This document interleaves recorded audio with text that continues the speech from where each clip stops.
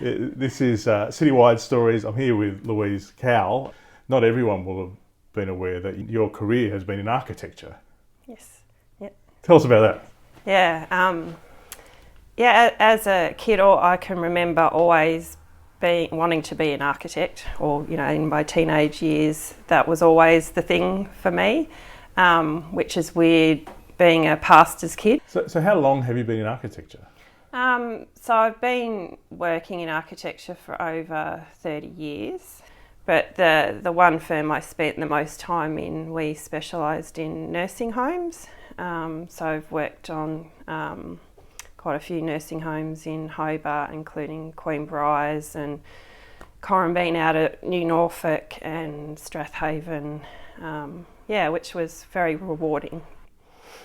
So you've been on a 30-year journey that sounds like it's about to change gears. I feel like God's opening up different spaces for me, and I've been developing the side of my practice to do what's called surface pattern design, which you see on like wallpaper or fabric. It's actually designing the patterns that go on products. So that really excites me, and I want to build my business in that area. But I'm also doing some drafting now for an engineer, and I've recently just started yesterday a new job being a kitchen designer. So I've been branching out. What's prompted the branching out? What's been the... So to go back in time a bit, when I finished uni with all my enthusiasm, I was diagnosed with chronic fatigue syndrome. I really was reaching a place where things were very dark for me. I sort of, as we often do, I think we reach a really dark place, and then God comes and brings hope. So how did the hope come, like in that? At first it came through other people. I needed other people to show me some truths and expose some lies that I was believing about myself mainly. And so that started to lift me out of this pit. And so that was the first step for me, but it was also learning what God says about me, the truth of what God says about me and what he believes about me, and claiming that, not just believing it in here. It's like speaking it out, living it out, claiming it. It's a form of warfare. So I learnt about how to war for my sanity, really. Now, I guess some of this journey has been facilitated or has involved the VMTC thing. How what's been the path into that? And because obviously what you're talking about is sort of the bread and butter of what VMTC is about. Yeah, I was involved in another ministry for a while, and then I'd heard about VMTC, and I'd heard it was a very deep, very sensitive ministry, very gentle, but that it involved really unpacking your life to other people to receive that healing. And initially I just thought, nah, that's just too scary. But then I kept on hearing stories, and God kept on speaking to my heart and prodding me. Louise, you need to go.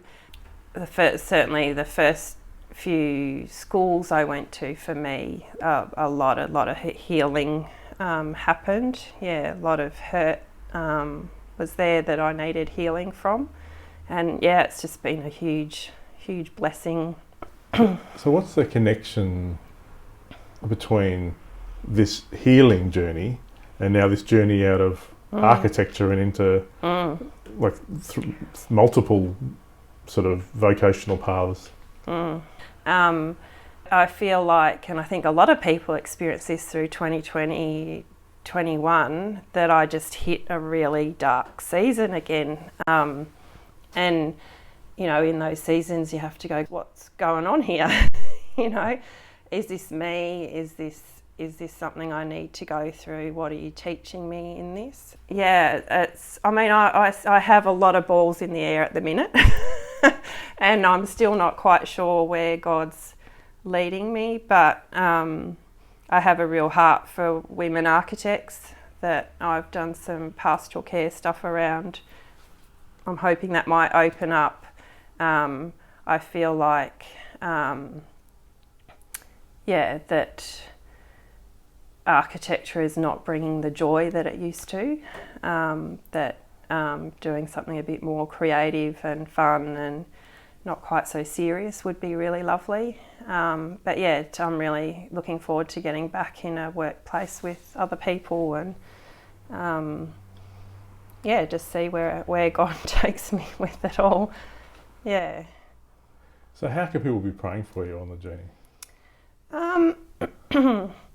I think again with all these balls in the air is just that I would know where to go, what to do, what not to do.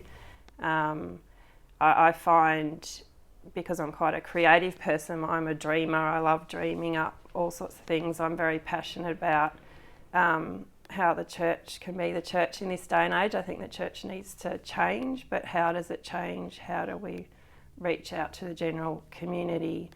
How do we bring healing to others? Really interests me. Small groups really interest me. There's a lot that goes on in my head. So yeah, I'd love prayers around just hearing God's voice in that.